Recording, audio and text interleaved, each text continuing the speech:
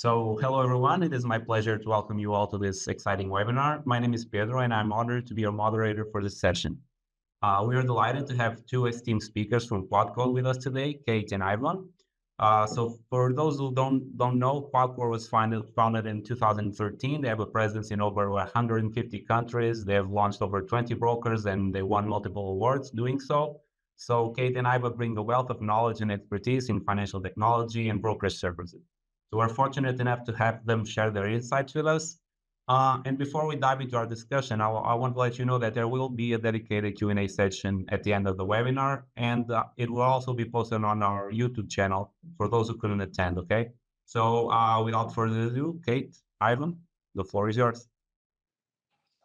Hello, guys. My name is Ivan. I'm working as a business development manager at the Quadcode, and I usually help the clients start their own brokerage. And this will be the, as you know, the main topic of today's meeting. Hello, everyone. My name is Kate. I'm not that good at self-introduction, so I'll cut it short saying that I have several years of experience in B2B sector and in marketing. And I'm happy to see you all in here and talk about brokerage launch today. Okay, guys.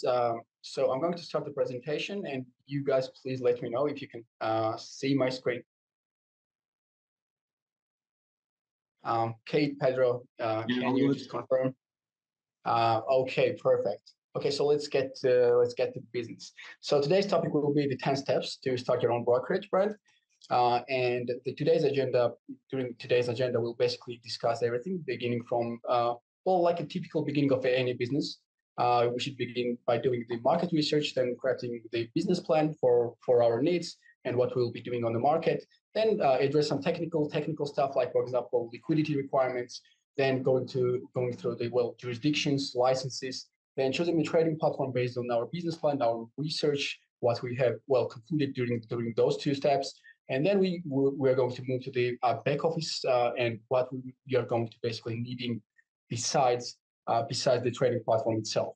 Afterwards, we will be talking about the risk management strategies that we can actually implement, as running a brokerage is obviously, like all businesses do possess some risk, but in this case you have to be careful, extra careful, I would say.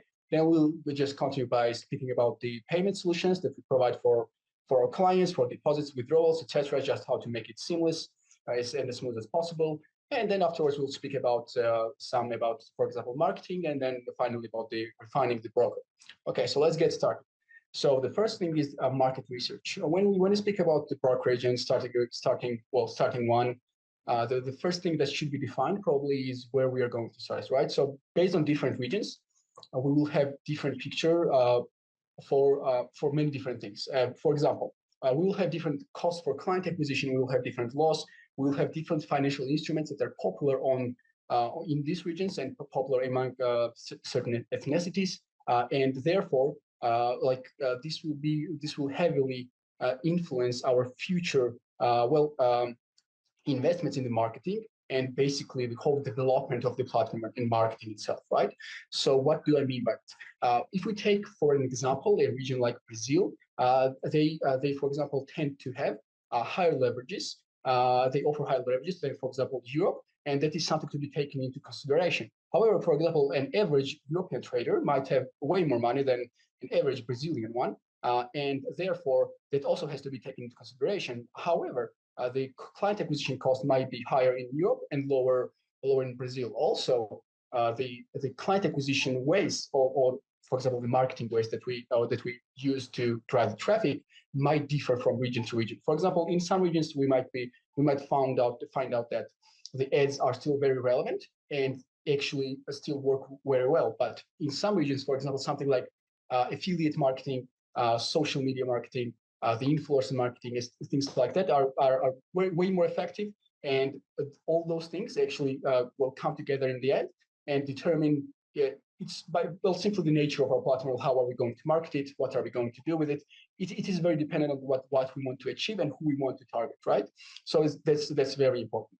Then we go to the crafting a strategic business plan. So what I mean by crafting a strategic business plan. So okay, let's imagine that we've chosen a region where we want to operate, and then we are going to have certain fees associated. So well, based on the region, of course, we spoke about the marketing fees, for example. They will be different. We'll be well wasting or investing different amounts of money in different types of marketing. But besides that, we will have different, for example, fees for things like licenses, technological infrastructure. Then we'll go to, for example, office space, like based on the fact that whether or not we want to operate the business fully remotely, or which is actually possible, or we want to have some teams that are actually well in the same office working together, then the cost will differ, right? So also the employee salaries. So if we're operating a business in Europe, the employee salaries will be quite different from the one that we are that we will be paying to, for example, to Brazilian or other countries. So it is very market dependent, and also it's very important to take into consideration the fact that different markets will require different speaking agents. So even if you are a brokerage that works from, I don't know, US, let's say, and you want to target global audience and go to expand your reach to South America, to Africa, Middle East, China. Well, you have to acquire people, or for example, support user specialists from different areas to assist those people, right? Or the users from those regions. So that changes a lot of things. What else is very important? When we speak about different regions, it is also very important to think about the fact that for example, regions like Brazil might prefer like mobile applications, and so the activity of users might be dependent on whether or not we provide good mobile applications. But in Europe, we might have a different picture. And also, it's also very important to think about. Okay, so we're launching a brokerage, but some regions are way more technologically advanced, while others simply are not. So those things, for example, if someone prefers trading from the web browser, someone prefers trading from applications like mobile applications, it's very different. Even when we speak about mobile applications, we have to take into consideration the fact that if we look at the Middle East, Asia, and even South America, most of those regions actually use the Android applications. While, for example, iOS is predominantly used in US and in European Union, and in some other countries, for example, Israel, it's very popular in Israel as well. So those things actually matter, because if the population is working is more using iOS, even if we are providing the Android application in the wrong place, so we might simply not be able to offer our services to majority of the people. Okay, so that's something to keep in mind. Then we go to the next part, which is a very important thing. So when we speak about starting a brokerage, there are things to be determined. And what is that? So what type of brokerage are we going to be running? There are three main types, which is A-book, B-book, and hybrid broker. What's the difference between those? So A-book broker essentially is outsourcing trades to a liquidity provider who will be taking responsibility of the trades made by the users.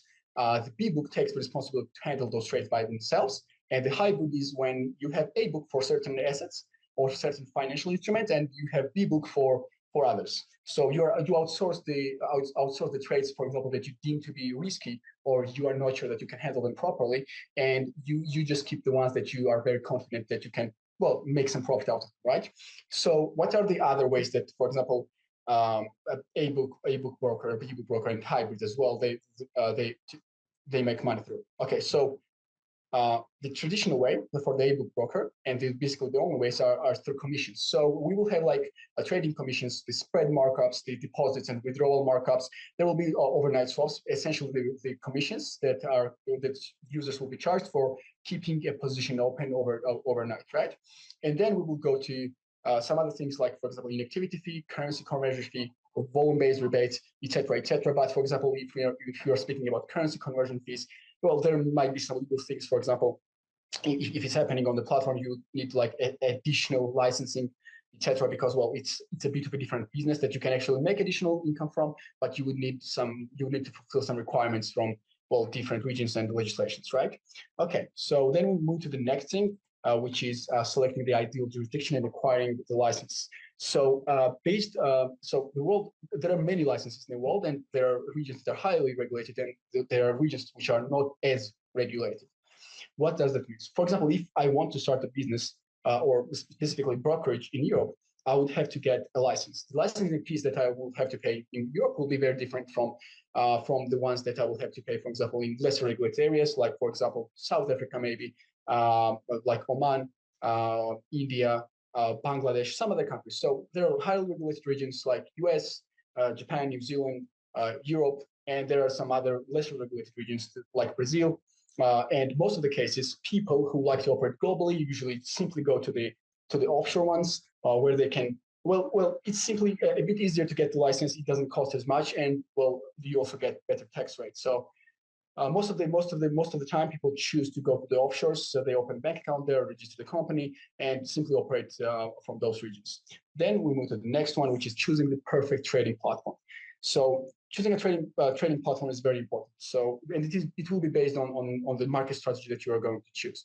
For example, if you're targeting a certain region, which is predominantly using, let's say, mobile applications, and you would like to market your platform mainly through social media, you probably will find out and probably know that the younger generation is using those, for example, tools and social media generally a bit more than the older generation, even though they are using it as well. So what does this mean? If we are targeting someone and we're choosing the trading platform based on the complexity of the platform, the requirements of the platform as well, right? So we spoke about, for example, if someone in a certain region doesn't have the technology to load and use a comprehensive platform, well, which is simply a bit heavy on the RAM, let's say. It will be troublesome, right? And it will affect the user experience, user engagement, and it might actually cost you some money. But if we choose all these things correctly and take into consideration the fact that the age group that we will be targeting, for example, if you want to go and check some of the examples, like for example, we take MT4, MT5, which is very popular, right? So the average user age, as far as I know, is higher than 30 years old. So if you're marketing that trading platform, you have to take into consideration the fact that like the people who actually use this platform are above the stage, and where can they be found, right? So it will greatly change the dynamic of our marketing and our and where we'll be investing money. But on the other hand, for example, you might find other platforms like the ones operating in like IQ options or Xnova, stuff like that, that offer a simple way. The trading on platform will be more simple. It has higher user engagement, and it will be, for example, better for you to market that to the younger audience. It is easier to start. There's not much to learn. It's very intuitive, better user engagement. But it's simply based on your preferences. What are you going to do, and what your goals are, right? And then we move to the next one, which is securing an efficient back office solution. So this is a very important part. So there is some people actually might not know, but besides the training platform that you can get and acquire from different people or software providers, you need some other things as well to operate the brokerage. What I mean by that? So you actually need certain modules and services to fulfill the needs of the users and make sure that everything is going all right. So let's start by the modules. So what I mean by the modules? So for user engagement, user retention, and simply better understanding the performance of the platform, we would need a few things like a sales module, marketing communication, obviously. Then we'll do CRM, where we'll be keeping all of their data, like how our instruments are performing, what is the average deposit that the clients makes, which instruments are profitable for us, which are not profitable, where we should drive the traffic from one instrument to another, basically get all kinds of data that we need, right? So it's very important. So you either get the solution where it's all integrated into the trading platform. This is the best case scenario because you have the trading platform and you simply are getting data out of there. But there are options where you can integrate this separate CRM system from someone else and connect it to your trading platform. Then we go to the user communication. This simply we are speaking about the user support specialist, right? So we have to keep in touch with our users, provide feedback, help them out when there's a need, help them navigate through platform, provide any kind of assistance they need, right? So it's a very basic thing. Like in our business, we need that here as well. Then we go to the affiliate system. The affiliate system is simply, it's very popular for brokers to market their platform through affiliates, and you need a separate affiliate module to navigate navigate different performance of different affiliates, check what's going on. It also makes it easier for them and for you as well. Then we go to the services. So what's very important? When we speak about the back office, we are let's say that we are operating brokerage. What do we need? Besides the modules that we need to keep the retention, etc., we need a few things to make sure that the platform is performing as it's supposed to be. And for example, we are not being cheated, abused by people who, have certain inclinations to use some bugs, for example, to their advantages, or use like high frequency trading software to cheat you out of your money. So what's going to happen here? So you are going to need a few teams. You're going to, for example, you need a dealing desk team, which is going to set the conditions for trades. That they're going to make sure that you're profitable. But besides that, they will be monitoring overall performance of the financial instruments, different assets, and checking like what's going on behind the scenes. And so you have the full picture and analysis of what's going on the platform. Then you move to the billing. It's simply the fact that you have to navigate like what's going on when the money gets deposited, gets withdrawn. You have to make certain verifications, etc. And then we go to the KYC. KYC is a very important part. So KYC is nowadays simply mostly automated. So what does that mean? So whenever a user registers from a different region, because the brokerage can be a multi-region business, and a lot of people can come from different regions to simply to your website and start trading. You have to do the KYC. You have to check their nationality. You have to check where they're from, where they're living, if they're, for example, of age, etc. So what does that mean? So when you do the KYC the right way, you actually keep yourself out of legal trouble. So if you don't have a license to operate in US, it would be smart to avoid serving any US citizens, right? So this is what you need the KYC for. For example, if someone from US goes onto your platform and you don't have the proper license, you would like to check it. You would like to check them and explain to them, even though you like our platform, you'd like to trade, we simply don't have this right to provide you services. So it is actually your legal obligation to take care of this. And besides that, it's very important to also note that in different countries, there are different, for example, identification cards, right? So in Brazil, there are different states. And in those states, the ID cards, or for example, the driving license might be different. So people, even though it's the same region, you might actually need some manual KYC as well, besides the automation or the ones that actually do it by themselves, right? So you would need to check. The system might not be able to identify certain ID cards or driver's license, and you might need to check, whether or not a certain person is really from Brazil. So it's something to keep in mind that sometimes, not all countries are the same, and when you do the KYC, you don't want to miss out some people simply because you don't have someone to check the cases where, for example, that have been declined automatically when they should not have actually been declined. And then we do the anti-money laundering. So that's very important. When you're a brokerage, you have to check whether or not everything's going all right, so you don't run into legal trouble. And then we move to the next point, which is implementing effective risk management strategies. What do we need to do to ensure the profitability of our platform? When we speak about risk management, there are two main things that we can do. One of them is dealing desk. We briefly spoke about that one, but there is also an anti-fraud. The main difference between anti-fraud and dealing desk is that anti-fraud is a proactive approach and the dealing desk is a reactive approach. What does proactive and reactive mean in this case?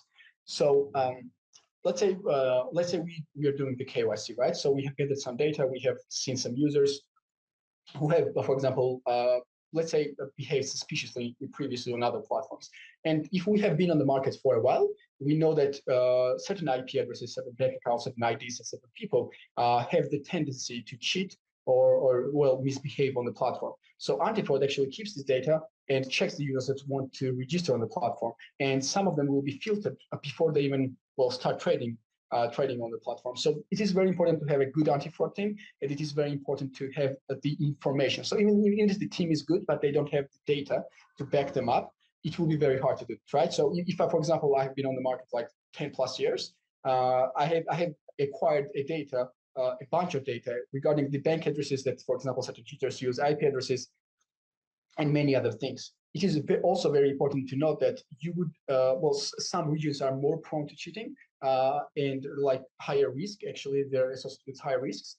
regarding in that sense than other regions. For example, if we take like Latin America, there are certain financial instruments that are very popular there, but there are, for example, other risks that come alongside those. For example, binary options. Even if we have to mention, for example, South America is popular for that, but there is also high risk for the high frequency trading softwares, etc. So what does it mean? So when you take into consideration the region that you want to operate in, you would have to check for different things, and you would have to have actually a good anti-fraud team in place to take care of the cheaters. So this is something to keep in mind.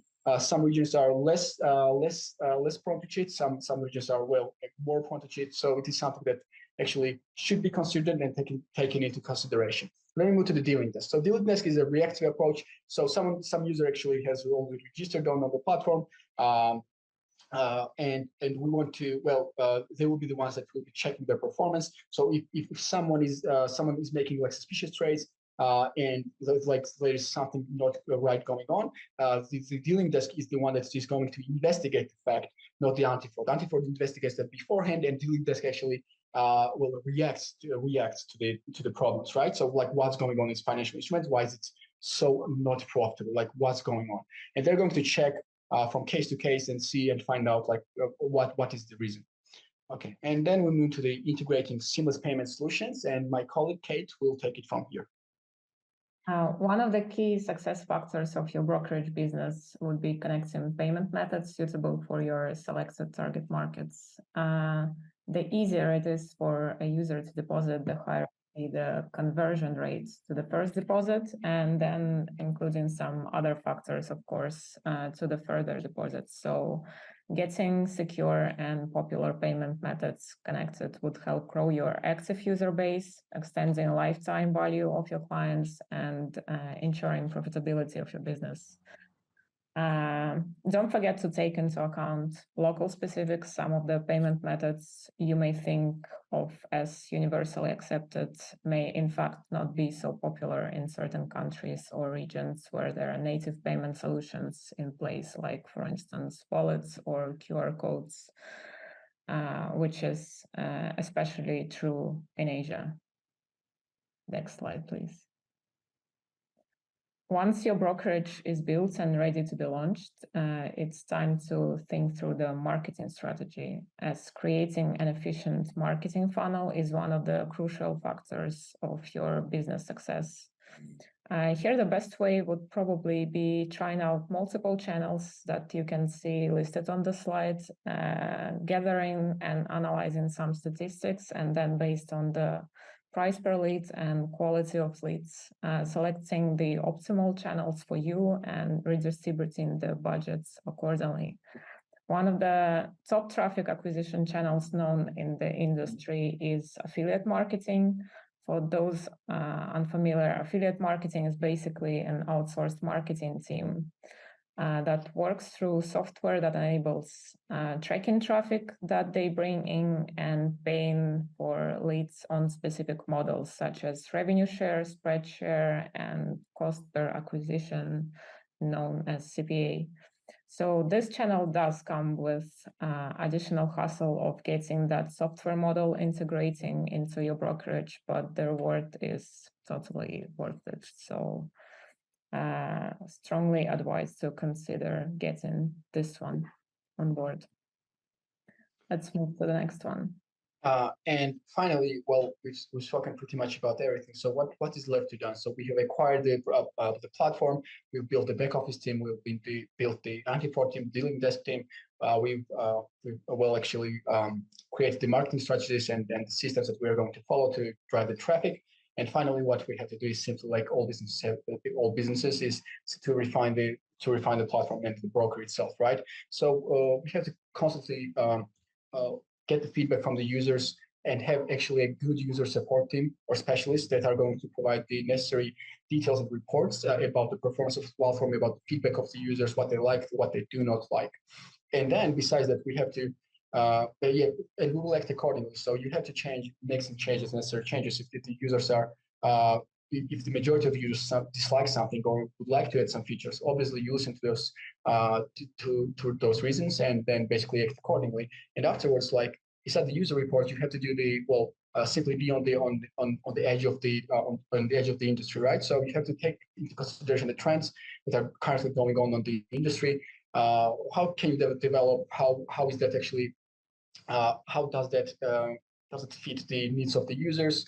And what would be the next step? So you always need to listen to the users. You refine the platform. You look for the new things to develop, to add certain features, maybe at tournaments, the different things, different ideas that could be added to the platform, and you simply go on from there.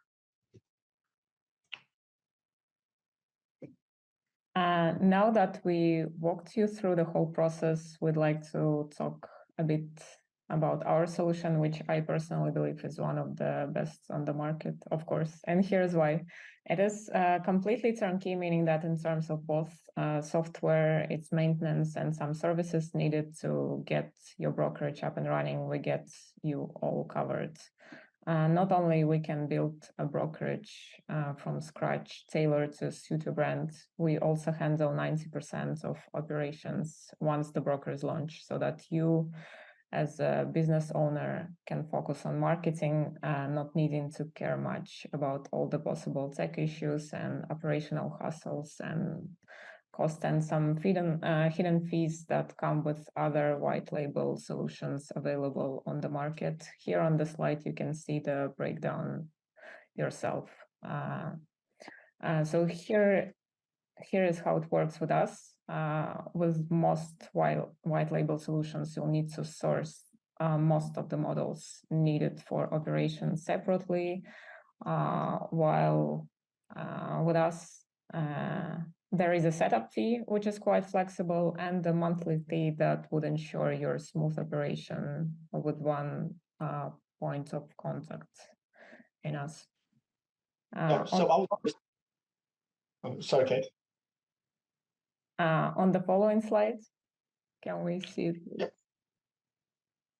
You can see the models that you can pick and choose, opting for those you need and dropping those not necessary for your broker. Combination of selected models will define the price. Important thing to note is that it only takes a couple of weeks to get a brokerage launch. The longer part would probably be the bureaucracy, which is not directly related to the brokerage building itself. And if we manage to spark your interest on the next slide, you can find our website with more details, our contact details to get in touch and maybe discuss some specifics and schedule a demo. If you have any questions. So thank you guys this was a very insightful presentation. I learned a lot as well myself. So as promised, let's open the floor for the Q&A. I'm not sure if anyone has asked anything yet, but as we wait for the questions to come up, I have a question of myself. Like, so even if I don't have a trading expertise, like, can I still open a broker? Is it still possible? Yep. It is still very possible. So it is actually quite dependent on what your goals are. And so you can approach starting a broker in many different ways. So one of the ways that, for example, Kate described during the offering of our offering and the offering of other companies on the market. So what's the difference? So usually you have two ways to start a broker. Generally, you can go and get a license or white label for a certain platform. You can simply go and build a broker from scratch. But usually the latest one costs a lot. So people just go for the white label one. So what's the difference? So you have a few options there as well. You can either get like a full solution like the one that we provide, or you can like get a software trading platform like from one of the providers. Then you can go like get a CRM from another one. You can get the liquidity from someone else. Then get I don't know, like PSPs integrated from someone else, etc., etc. So you can actually build it up yourself. In this way, you have a bit more room for the customization in a way that, well, you can integrate the modules that you want, but usually, well, it depends on your needs and what you want to do. And there are there's another way around that, for example, would be easier for someone who doesn't have the previous experience, where you can basically outsource all those things and concentrate on the marketing. So let's say if you're someone who has the marketing experience at least, you can actually get a service where all the things that like dealing desk, the trading software, the CRM, all the back office things that they are for dealing desk is included. You outsource those things to someone else, and you handle the marketing stuff. So that would be the answer. Yeah, anything else? That is pretty cool because I do have the marketing expertise, not the broker one. So yeah. It's very you common, mentioned actually. a lot of localization stuff. You mentioned that the region is very important. Do you guys have any countries or regions that you like to suggest, like to open a brokerage? Any insights that you can provide? I think that the best place to start usually is the region where you live or where you have operated previously. So it's simply by nature you just know the place, you know the people, you know what they like, what they do not like. It will be easier to operate or start a business there. So it's just like any business, like the region that you are from probably is the best one, and you can expand from there on. But for example, if you are from a certain region but have lived and worked in another one, so the answer would be like the region that you know the most, and usually that's the one where you're from. Okay, yeah, it makes a lot of sense. Exactly. Yeah. So like, and in terms of like platforms, like I hear about, MT5 and MT5, MT4 and 5, like what advantages do you guys provide over them? Because that's like the name that I keep hearing, and I discovered you guys, and you won like 2 major awards last year, and so there's got to be something there, right? So yes, so MT4, MT5, it would be the like it has been on the market for a while, and like everybody knows them and knows the platform. Like it has its advantages. It's very comprehensive in certain ways, but it's on the other hand, like because it has been developed from a very long time ago, we have an issue that it is simply the user engagement, the user interface is not well as developed, I would say. And for someone who wants to actually start and get into the trading right now, I think like our platform would be the best one in that case. And yeah, for the user engagement, user experience, and generally like the easiness and smoothness of the platform, I think we have an edge. But there are also like advantages that they have. So it's very dependent like on what your goals are, what your audience demographic that you're going to target is. So that would determine like which one would you prefer. Yeah, that makes sense as well. So like I'm getting that people are writing they're writing down questions on the chat, and for the audience, like there is a specific Q&A button you can press, so you can send your questions over. Not sure if you can see the chat, because people are asking about languages, I believe. Yeah, that can be very possible. But so the question is whether or not you can get a platform with Arabic languages and Arabic and other languages. Yeah, that's very feasible. There's yeah, absolutely you can. Anything else, guys? Just to add up, we have around 17 locales available, so there is plenty to choose from. Yeah, that is really cool. So I'm just gonna wait a little longer. Maybe someone has another question to ask. And if they don't, like you can just call it, I guess. Just looking at the chat. Yeah, guys, yeah, you can write whether in webinar chat or in Q&A session. I think I can see both. So any questions?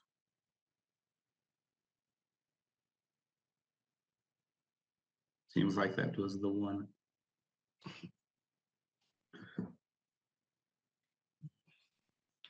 So if there are no questions, if there are no more questions, I think we can just call it, I guess. Yeah, we can wrap this up. Yeah. If any of you have like personal questions, yeah, just feel free to ask. If I can clarify anything for any of you, I'll be happy to do so. Okay. Can I ban USA users to visit my website? Yes, there will be a few ways for you to filter. One of them would be, for example, the KYC will take care of that as well. And another way would be simply to like prohibit users from the USA IP address to access to your website. So that's going to filter a lot of the users. Like if you restrict by IP address, this is actually one of the best ways to handle that case. But then you still have to have the KYC in place. Why? Because I can be using a VPN, for example. I can be traveling. etc. So if I can connect from somewhere else, that this is going to make a lot of difference, right? So the KYC is going to check the users. So when they register, they have to provide some kind of maybe identification, or during deposit stage, they have to provide some type of identification. So at some stage, there is an identification asked per se, and during that stage, you check it, and if you find out that it's a USA user, you simply explain to them that unfortunately you cannot provide the services, and that would be so. Yeah, it's very possible, and that's how most of the brokerage services that actually handle that. Do you guys assist with the setup of the workspace and marketing strategies before launching? So we can provide our insights, but primarily we are a SaaS provider, which means that software as a service. We can provide the platform itself and all the other solutions from the back office to the CRM to the KYC to the business advisor to dealing desk to the anti-fraud. So all that will be included in our services. But the marketing part and the traffic part, driving the traffic, is not something that we handle. However, we do provide a business personal business advisor to all of our partners, which means that all the time someone will be alongside you. So if there's a need to analyze something, if you have a certain feature in mind that you would like to develop, you can actually make a request to our development team, and we can actually develop and start working on those things. So we do not directly help you with the marketing strategies, but we do provide a business advisor who will be helping you out in that sense. But mainly, you will be the one who is responsible for that. Anything else? We do actually provide quite detailed guidelines on marketing that would help you get started. It's not like the whole thing, but it would be enough to at least understand the basics of marketing channels, maybe with some numbers that would help you initially think of where to invest first and how to prioritize the channel based on the experience we have ourselves. There's another question.